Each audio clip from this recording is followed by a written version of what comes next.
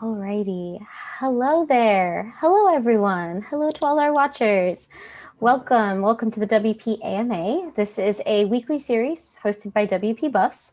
My name is Ali Nimmons. In case you don't know, we round up questions every single week about a specific topic in the WordPress space, and then we sit down with a really cool person to answer them live here on YouTube. So if you're just tuning in and you have any questions for our speaker today, leave them in the chat and we will get to them as soon as we can. We also do a random giveaway at the end of every episode. So please make sure to stay until the end to see if you were chosen for that. This episode is going to be available to watch on our YouTube channel for as long as you'd like to watch it. And captions are going to be added and included within 24 to 48 hours if that's something that you need or want. So this week, answering questions about freelancing as a developer with WordPress is Justin Ahinon. Justin, hi, welcome. Hi, Ali. Hi. So glad to have you here. Justin and I actually met when I joined the contributor team, the documentation team for the last major WordPress release. And he helped me out a lot. He was super, super accommodating. And so I definitely wanted to get him on here. Justin, tell us, before we jump into these questions, tell us a little bit about what you do, where you work, where you're from, and all of that good stuff. So I'm Justin Ahinon, and I'm from Benin, West Africa. And I live in Cotonou, which is the capital of the country. And I currently am working at Yoast as a core contributor. Mm-hmm. So basically, I'm sponsored by Yoast to contribute to WordPress core, WordPress documentation, and other projects around WordPress. And before that, I used to work as a freelance WordPress developer for small companies and also individuals for 3-4 years. And right now I'm still doing it, but at a very, I'm doing it less than when I was not working full time on WordPress. Yeah. So yeah, that's me. Wonderful. Cool. All right. Well, we have some questions here that I think you can answer. So we'll go ahead and dive straight into those. The first question that we have, when you're building a portfolio to be able to like market yourself to clients, what kinds of projects should be in your portfolio if you're going to be working with WordPress specifically? So I will assume that whatever you want to put in your portfolio, you have to be sure that the project is first complete. Mm-hmm. So basically, you don't want to put an incomplete project in your portfolio. Mm-hmm. You want to put some project that shows up different skills that you put into them. So, for instance, you maybe work on optimizing a WordPress website for performance, and on the other side, you worked on integrating a custom solution or a custom SaaS or API to a WordPress site. And maybe for another project, you develop a team from scratch to a client. So I'll say that the first thing to look at will be, is the project complete? And does the project show various skills that may interest clients you could have? So the point with putting many various projects is, if you are, for instance, someone who is specialized in building websites for small companies, you want them to, when a companies come to your website, you want them to have a kind of user case of what you already built. So the company could fit in one of the projects you already did. And yeah. That's a really good explanation. So what I'm hearing is you want variety, right? Like you want someone to look at the portfolio and to understand like the Yeah, range of the yeah, things yeah. that you can do. So, but I would say that it also depends. You could be a freelancer who specializes in something very specific as building team or WordPress team. Mm-hmm. In that case, obviously you show a project where you build teams. But then you could also look for variety by showing up, by showing projects, I would say various type of websites. So you could build a team for a city directory, a team for a company, a team for an organization and stuff like that. So even if you are specialized, I think it's important to present variety of stuff to in your profile. Love it. It's awesome. I know. So I freelance as a designer rather than a developer. And yeah, I always had the same thing where I was like, I want a range of projects. And like every new client, I was thinking like, okay, like what's different about this that I could, show off in my portfolio. Yeah. Yeah. And something that when you are starting, it can be very tempting to add every single project that you work on your portfolio, which is not really a nice idea. Basically, you don't want the potential client that will come around your website to be overwhelmed by numerous projects. Just want to show them what are the highlights of what you did. So, That's a really good point. So like instead of just throwing everything in there, like you take kind of the best of the best or the thing that shows off your skill the best. yeah. Yeah. I know that when I started, I would create sites just to have something in my portfolio because I didn't have clients yet, right? So did you struggle with that as well, where you're like, okay, well, I'll make this kind of like demo site for a fake company to include in my portfolio? Or was your journey a little bit different where you had more things to show at the beginning? So at the beginning, I didn't went with making maybe demo sites for companies or client that doesn't exist.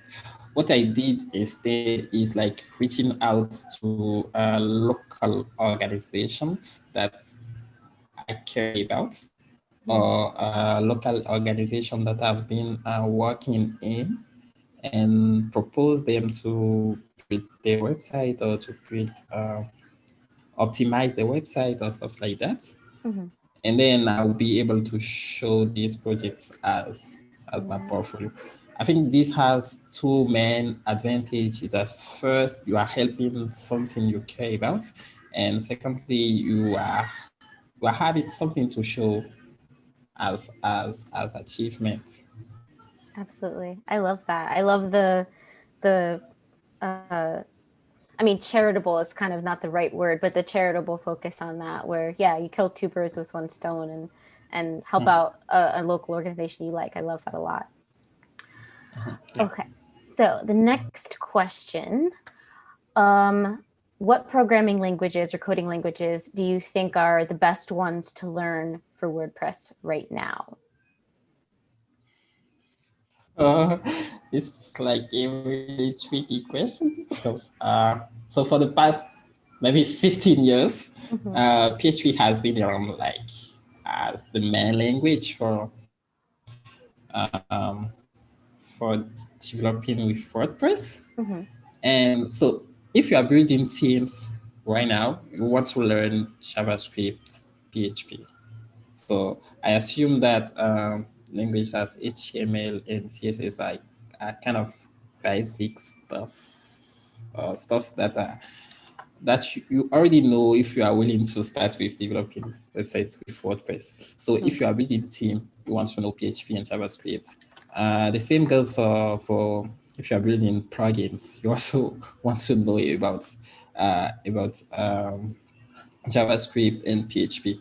So I'm talking more about JavaScript. Maybe 4 years ago, I wouldn't talk that much about JavaScript, but since the new block editor landed in WordPress, JavaScript is becoming more prominent as a language in the code base and thus in themes and plugins that are built upon WordPress.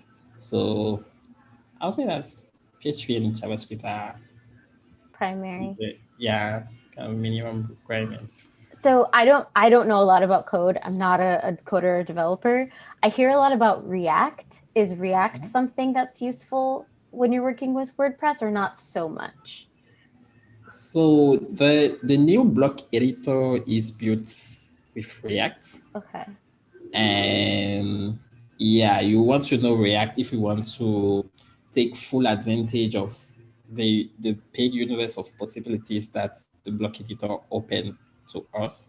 So if you want to build a custom theme or to build custom blocks for a website, you want to know React. And so I did talk about React earlier because React is JavaScript or advanced Oh, JavaScript. okay. So you need to know JavaScript and React. Got it. Okay. See, I didn't know that. I always thought they were separate. So like React is a version of JavaScript or it's No, it's a framework that's a framework. based Okay. or that's built with JavaScript. Got it.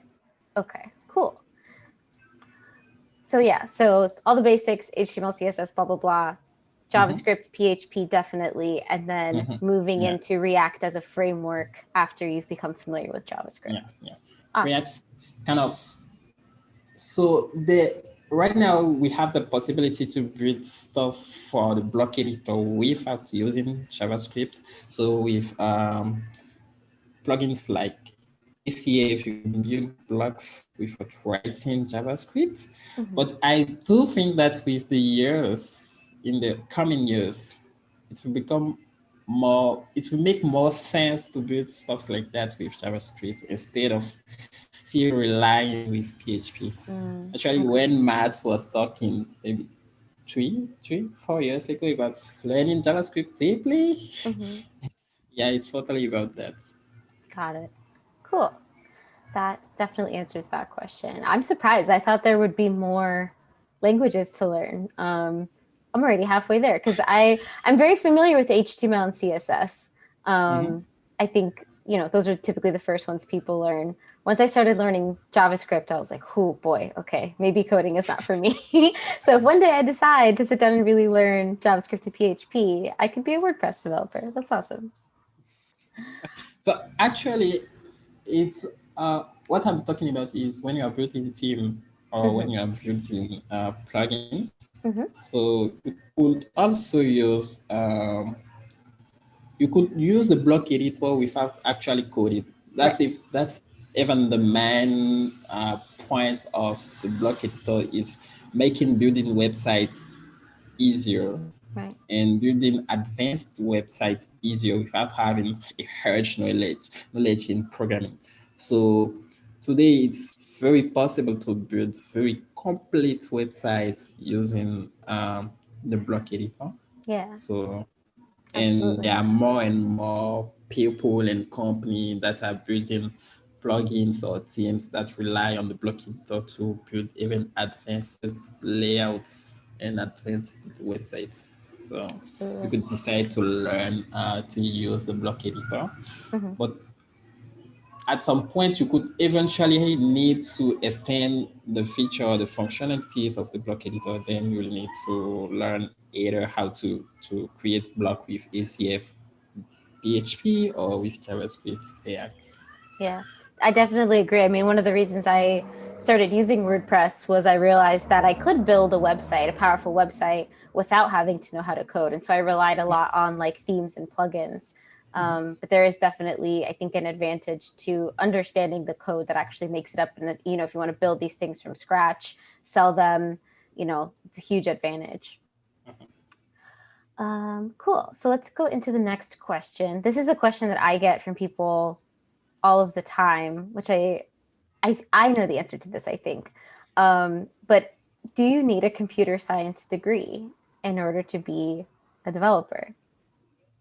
Uh, I don't have a computer science degree Neither do myself, I. and I know a lot of great developer both in the WordPress ecosystem and also outside of the ecosystem who don't have a computer science degree.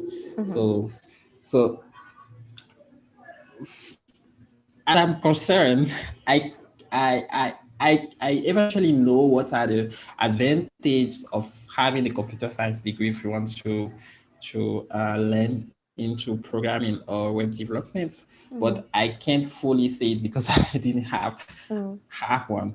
I studied probabilities and mathematics, Mm-hmm. and yeah, what I'm, I'm kind of lost, as there are great programmers that have computer science Yeah. degree and there are great ones that don't have. Right. So I'll say So it's yeah. something that's So there that are kind of answers the some things question. that you learn at Uh-huh. school when you are studying computer science Mm-hmm. that you have to learn if you didn't. Right. So yeah, But you definitely answered the question to where you don't have to. It helps, right? You're it going to end up helps. having to learn the same thing anyway, but you're living proof that you don't have to have the degree in order to be, to find success. It might be helpful, I think, if you're the kind of person, like for me, I like learning in a classroom environment or in a course in a way that's very structured. I'm not as great at teaching myself like on Mhm. my own. So, from my 2 cents, I feel like if you're the kind of person where you really need assignments and due dates and tests to learn, yeah, maybe it would be helpful or to go through a boot camp Yeah, or something. But I think you definitely answered the question to where it's not a requirement, but it might be helpful. yeah. And I think the most important thing to know is that you have to know, either you studied computer science or not, you have to know the things that you need. For instance, there are some skills or something that I would have learned if I studied computer science. But the fact that I know that these are skills that could benefit to me as a web developer make Mm, me learn these skills or acquire these skills even when I'm not or have not been in a computer science program. yeah, that's an awesome answer. Okay, next question. This is a good one. I'm really excited to hear how you answer this one.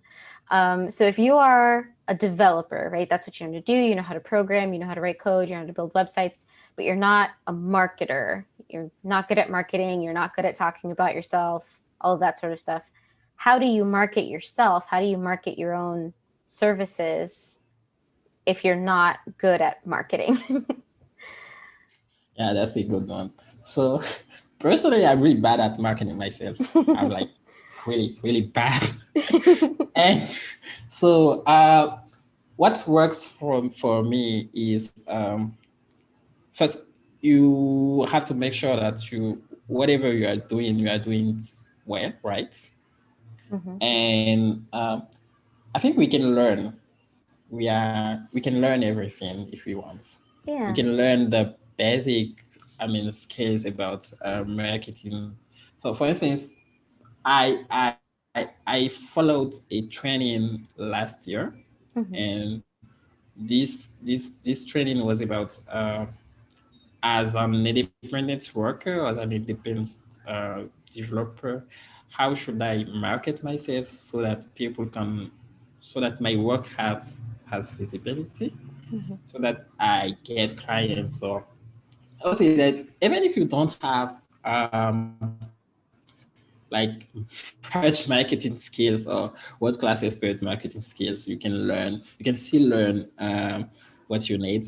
And yeah, and it's also good as a freelance developer to team up with people. Mm. So this is something that I learned very late, and I hope I have learned it before. It's really great to team up with people. For instance, I'm not good at design. Mhm. I'm a bad designer. Oh no. So I learned with time that it's great to team with someone who is a designer to Mhm. work on freelance projects. Mhm. It's good to with people, someone who is good at marketing to work on freelance projects. So you can learn, you can team with people, and yeah, That's actually answered. We had another question coming up. Should you team up with a designer or learn how to design yourself? So I feel like it's probably faster and easier to just team up with another really good designer because then it gives you that additional exposure, right? yeah, yeah. And I'm not saying that you shouldn't learn design. Actually, Mhm. you should learn something, because even if you team up with a designer, you have to exchange with him or with her. So you need to have some knowledge about what you are talking about. So Right. the point is having interest about the other fields that are around web development or WordPress development. You cannot argue yourself as a WordPress developer without having an interest for performance, for design, for content marketing, for copywriting, for stuff like that. So it's Yeah. like having interest with this stuff, and if you can't do it yourself, team up with someone who is good at it. Yeah, that's really good advice. I know I focused a lot on the concept when I was freelancing of like a referral partner. So I was more of a designer than a developer. So I had developer friends to where if a client asked me for something really advanced and I couldn't do it, I could, you know, Yeah, give them off to this rely on other these people. person. Yeah, Yeah. And they would do the same for me. They would send business to me as well. And I think, especially in our WordPress community, like I've never been in a community like this where it's so free of like competition. Like people want yeah, to send yeah, business to each other. They want to share that, like, oh, if this person's not a good fit for yeah, me, maybe they're a good fit for you. And so I think exactly. that's really good advice as a freelancer to build those relationships. Mm. Ba, ba, ba. Ooh, so we talked about this a little bit, but we can dive a little deeper. So the question is this: WordPress can be used without code, plugins, themes, etc., right? Like we talked about, especially with Gutenberg, it's easier than ever for people to build their own sites without code. So why not focus outside of WordPress if you want to write code? So I think the question is really asking, like, given how easy it is to build a site with no code, like as a developer, should you focus on WordPress or should you maybe focus on building things with in other ecosystems and other communities that don't have Mhm. such non-code friendly tools? So I would say that it's nice to learn other things. Mm-hmm. Personally, I learned Laravel, for instance. I've been learning React before it landed in WordPress through Gutenberg. Mm-hmm. A few months ago, I started learning Rails. So I think it's nice. It's nice. It depends on how curious you are, or what are your interests, or what you want to do later. But I can also see that within the WordPress ecosystem, there are big opportunity to learn codes, to learn various stuff, to Mm-hmm. learn advanced CSS, advanced PHP. But it's always nice to look outside, as I think something that characterizes a lot of programmer or web developer that I know is that they are curious, and they they want to discover things. Mm-hmm. And so I'll say that it's up to each of us. It's up to each of us to decide if I want to look outside or if I don't. But Mm-hmm. something that's also nice to mention is that when you, I noticed this on myself after being in the WordPress ecosystem for a long time. I found myself really, it's like I've been living in a bubble for many years, Mm-hmm. and it starts becoming hard to, to look outside. Mm-hmm. So it's, I'll say that this a bit of the dangerous part of sticking around just WordPress ecosystem. Mm-hmm. So, mhm. Yeah, I mean that makes a lot of sense. It's like maybe you have a best friend that you love spending time with, but if you Mhm. spend every single day 24/7 with Exactly. that person, you're going to get sick of each other. You need to have, Exactly. other Exactly. Yeah. experiences. Yeah. I think that Yeah. makes complete sense. We are kind of a bubble, and it's good to go outside and meet other people and learn new things, Mhm. because Mhm. that would make the WordPress community better, right? If people are taking Exactly. things they learned from the outside and Yeah. applying it to Yeah. their work and making things better, like Yeah. that only sounds like a positive thing. Yeah. And actually, as you said, it benefits the WordPress community that people inside the community or the ecosystem look outside. For instance, Mm-hmm. right now there are discussions between the WordPress PHP community and the broader PHP community about PHP 8. Mm-hmm. And this is possible because we have people that are both in WordPress Mm-hmm. community and both in the broader PHP community though. So that's something interesting. And as people who love WordPress and love building with WordPress, I guess we all want it to improve. We all want it to be better. Mm-hmm. So it's also cool to learn nice things or new things or best practices from other communities, Mm-hmm. and then see how we can replicate or use them inside ours. So yeah, it's cool, cool Cool. to look around. Absolutely. Question I have for you. Can you tell us a little bit about how you went from freelancing, like you said, small businesses and individuals? So you were off there doing your own thing, building your body of work. Um, how you got from there to being a paid contributor with Yoast, which is one of the largest brands in the WordPress community. Like that's no small feat to get, to get on the team at Yoast. That's a very prestigious team. How did you? What was that journey like of joining the Yoast team? So since my the beginning of the my journey with WordPress, Mm-hmm. I've early start being interested in contribution in general. Mm-hmm. So maybe 4 years ago, I've started being interested in contributing to WordPress. Mm-hmm. I start looking at what I can do to give back to the project. Mm-hmm. Start translating things. And as I natively speak French, I quickly find my place in translating WordPress into French. Mm-hmm.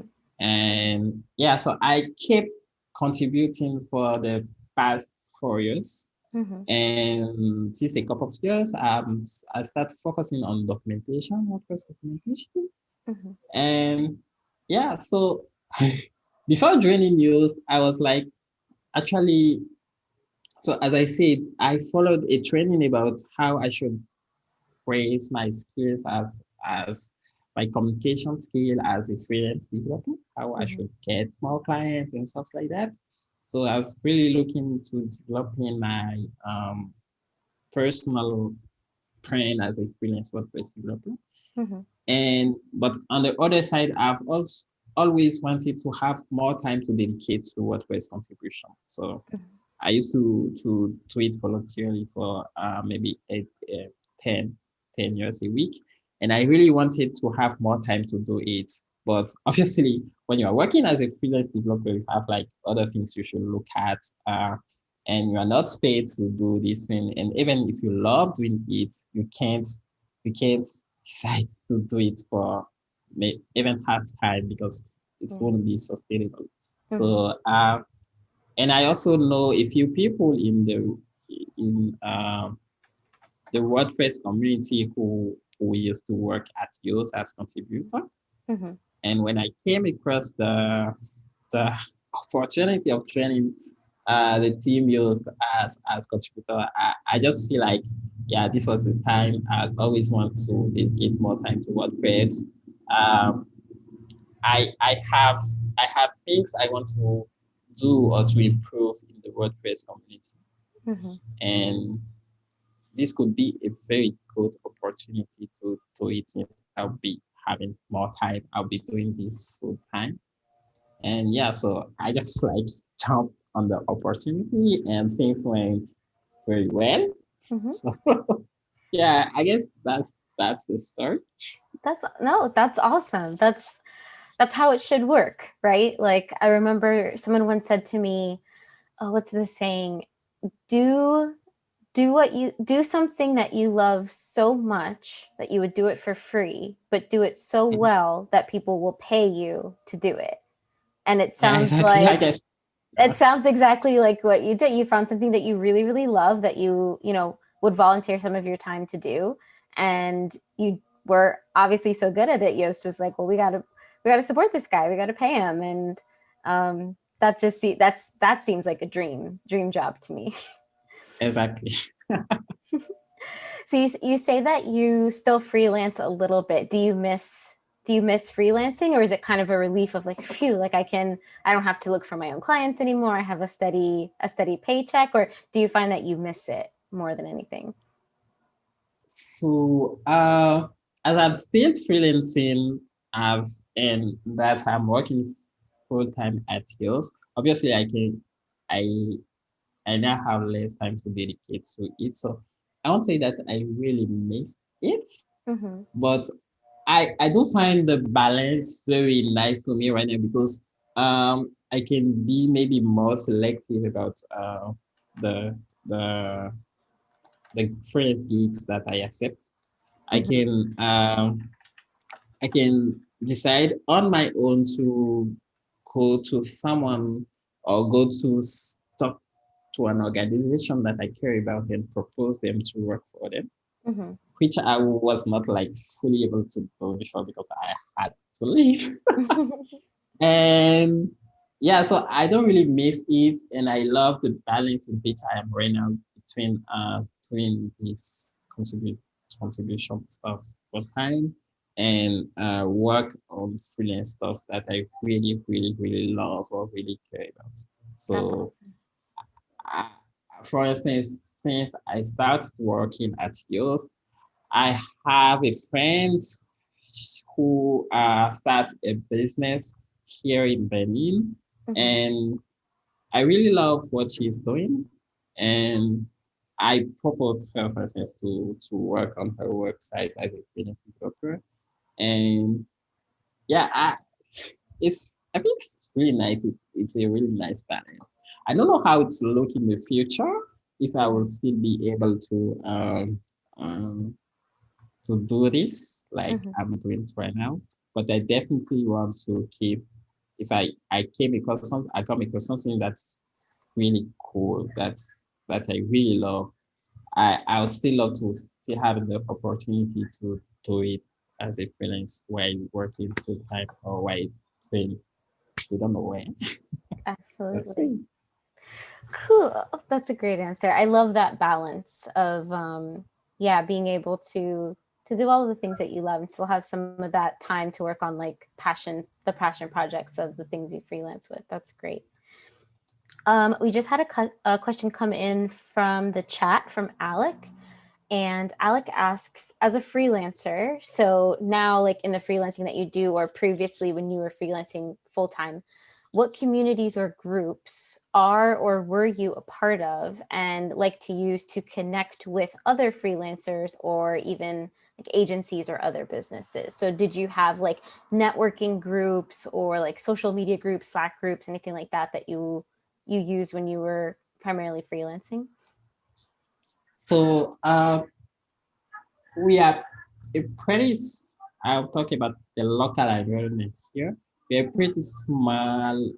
So I'll say that here in Berlin and particularly in Cotonou where I live, it's almost obvious for all the developers to know other developers, like most of the other developers that are doing the same thing as I'm doing. So what I've been relying on when I was like full-time freelancing is like um, getting in touch with people I know who are doing the same thing with me or who are doing things that are in a way or another related to what I'm doing. So um, specifically, this means that when I'm having a particular issue with something I'm building, Mm-hmm. I could quickly ask to someone and yeah, try to find help on this side.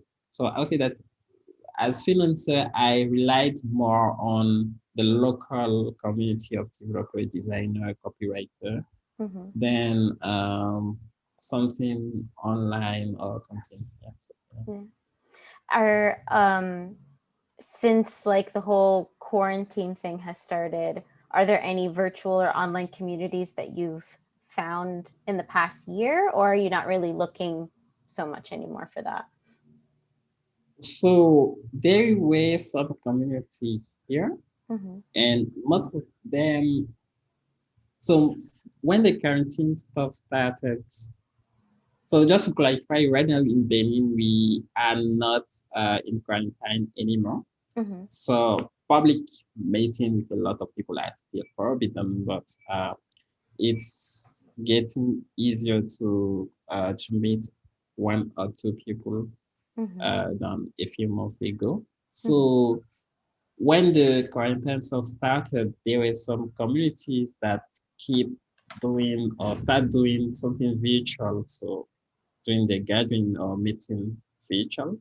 Mm-hmm. But most of them right now kind of stop doing that because I think maybe it's not, I don't know if it's sustainable or viable to keep doing it, or maybe the form of doing it virtual, the way they were doing it virtual, didn't work for most of people. Mm-hmm. So when it's just like we do still have the different chat groups we used to have, Mm-hmm. and for instance, in the local WordPress community that starts a year ago or so, Mm-hmm. we try to keep contacts with each other, not to lost each other.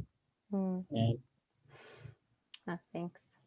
Well, I'm super glad for the, I'm very grateful for the WordPress community as a whole, because I yeah, think yeah, we've all pivoted really well to like getting all our meetups and WordCamps online. And I mean, I feel like I've met more people now through virtual things than I would have by like going yeah, to physical events. yeah, You exactly. know, And yeah. I think the first version of WordPress or the one before either 5.5 or 5.6 was the one with the most contributor ever. I think it Yeah. was So 5.5.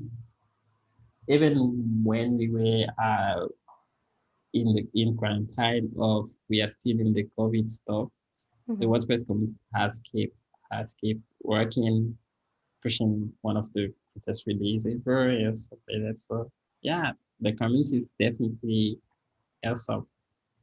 Yeah. Awesome. Well, we are out of questions, but I'm going to ask you one more before we leave. I spoke not yesterday, last week with Angela Jin, who is, Mm-hmm. you know, Angela. She is an amazing community person, works at Automatic, contributes toward the contributing process a lot. And we were talking about um, one of the biggest challenges facing the community right now, which is getting more people to contribute in general. Um, so, I guess my question for you is if somebody's watching this and they are unsure about whether they want to contribute or they're not sure or they have questions, what is some advice? What are some tips that you would give them to help them make that journey into becoming a contributor a little bit easier for them? Actually, the first thing is something that I want to. So when you are outside of the community, you could feel like people inside are not welcoming or are not like willing to help newcomers, and this is totally false. Like I'm pretty sure, like 100% sure that if a newcomer come to, for instance, a particular chat and ask something, there will be someone available to help this person find his way Mm-hmm. around contributing to WordPress. And what I think the greatest tips I could give to people who want to start is ask. Just ask, keep asking. Mm-hmm. And when you keep asking, you'll find answers. So just ask. Don't be shy about asking. There'll be someone there who will be willing to help. So yeah. Yeah, that's great advice. I agree. entirely. I mean, that's how you and I met. Is I had questions Okay. and I came to you, and you were like, let's get on a call, let's talk about it, I'll make time. And it was incredibly supportive and appreciated that you were so willing to help me. And I definitely came to realize that I feel like everyone who contributes, it's like we're all holding up this big thing, like this big boulder. And anybody who comes along who wants to help hold up the boulder, of course we're going to be like, yes, please come help. Exactly. That's Yeah. more help we're getting, Yeah. Yeah. and I do think that tech in general has kind of a reputation for being a little bit like cliquish, like, oh yeah, this is our group, and this is the way Mhm. we do things, and we're all friends, and we don't want you involved. And WordPress Actu- could not be less like that. Actually, I felt like that maybe 4 years ago when I was like start Yeah. looking into charts in the Make WordPress Slack. Hmm. I was seeing like great people or very talented people talking about stuff that I couldn't understand at the time. And I was like, well, should I ask you something? So, for instance, people would keep, when I started, I was hearing the word track everywhere in WordPress Slack. And I was Hmm. like, who should I ask what is track exactly? And I was really shy. And the same people that I was looking 4 years ago, today I kind of talking with them on a daily basis. Hmm. And I'm like, yeah, if I knew that these people were so welcoming, I wouldn't have wait maybe 2, 4, even Yeah. 6 months before starting asking questions. Absolutely. That's entirely, I had a similar experience. One of the first in person word camps I went to, I remember seeing a group of people that I had seen a couple of them speak, and I was like, oh my gosh, like this person runs a plugin company, and this person works at this company, and this person is so smart. And I wanted to sit down with them and like talk to them and learn from them, but I was so, Mhm. it felt like in high school when there's the cool kids table and you're afraid and like, oh, I don't think they're going to want to talk to me, and so I didn't talk to them.